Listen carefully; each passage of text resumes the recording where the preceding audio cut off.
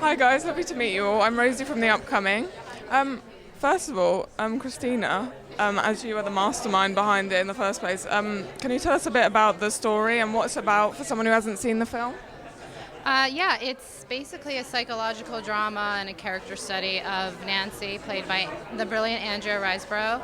And it's about her search for identity, and you find out that she is sort of, she's creates these elaborate lies to get close to people, and then once her mother passes away, she sees this news report of this older couple played by Steve Buscemi and J. Smith Cameron, and they're talking about their long lost daughter. And when they show the photo of the daughter, what she would look like, it looks just like Nancy. And so she goes on a journey to find out if she could be the daughter or not.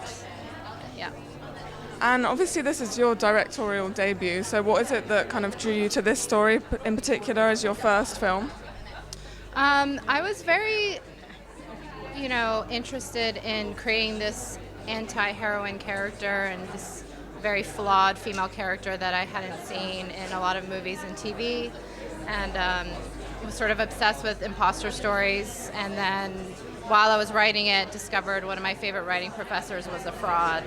And so basically we had all, worshipped him as a teacher, and, when it came out he was a fraud, it kind of brought up this question, like, does it matter if it's a lie if what I experienced was very true and authentic? Just become, the theme of Nancy in many ways. Really, because we stuck with it. I met Christina 4 years ago. Was it 4 years ago now? Crazy. And we went through a couple of incarnations of producing teams and eventually landed with the right mix. And yeah, it actually, in many ways came together very quickly. I think a huge part of the reason that it came together was Barbara Broccoli, who's with us somewhere tonight hiding. Our fairy godmother. Yeah, the fairy godmother, who, and she is so passionate about female filmmakers and having female stories told through a female lens. And, we wanted to have as many women on set as possible, so that it really truly was a female lens that we were looking at the story through. And we did. We had all female heads of department except for one man who is here tonight. I think it's really important not to demonize or villainize or hypersexualize flawed women, and I think it's something we see time and time again in film. It's been a sort of age-old problem in film, and we've almost gone backwards in the past certainly 20 years in terms of how women in film are represented. They've become so hypersexualized. Or there's some sort of narrow version of a woman that's kind of a purist, unreal person. The thing about Nancy is, yes, she's flawed. Her emotional tools are rusty, but she's a real person. And in this social media age, she really wants to have human connection. She goes about it in all the wrong ways, but she's self-misrepresenting in the way that a lot of us do in this social media age. Like we almost have a separate life, an avatar, and through fantasy she can kind of escape the sadness of suburbia. That's a really challenging question. It's hard, it's scary. Even for me, I think about it all the time. We're on the cusp of, like, the wave could break and things could change and get better, or they could stay the same. I think what's different now is women coming together collectively and raising their voices together, and we're more powerful that way. And change is actually happening. Like, I see it, incremental.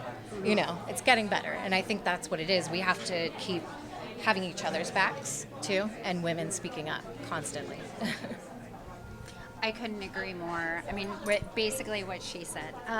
But it is about women supporting other women. I remember my mother, when I was very young, she said to me, she's like, if women would just learn how to support other women, we could rule the world. And I think that's very true today, as it was in the 70s when she originally said it. Or putting ourselves first a little Yes, bit, right? exactly. Not that we don't support each other, but I think we tend to put everybody in front of ourselves and care for them. And when you're in a patriarchal society, that tends to happen. And I think it's very much about women finding our own power, and once we do that, we're able to support other women and what they want to do as well.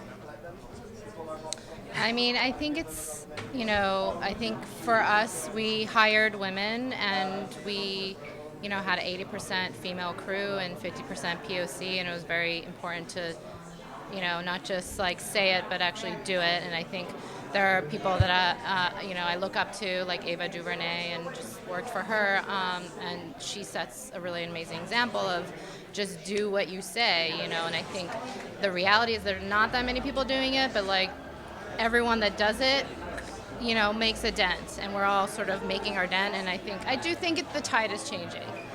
I'm starting to see it, and I think that's really exciting, so we just have to all commit to doing it, so. I feel like we're part of a different generation, and that's no criticism of what's gone before. It's just a sort of an evolution of some sort. I think everyone's aware of who they're employing, and holding themselves accountable for the decisions that they make, which is just great and should be done anyway. So would you advise young female filmmakers to just go out there and do it? You think it's not easier, but a better kind of community for women now then? It's difficult because most female films, what does that even mean? But most films that, say, have a female protagonist or a female anti-hero like Nancy are lower budget films. Not all of them, but a lot of them. And in that scenario, you can't provide childcare. There's no creche. The childcare is seen as a luxury on a huge Hollywood studio set. So it's very difficult to not only to be part of turning the tide, but to take care of everyone while you're doing it, and to not sort of, throw employees under the bus at any stage. You need to be able to pay them properly. You need to be able to, sometimes job sharing is really helpful with women who need maternity leave.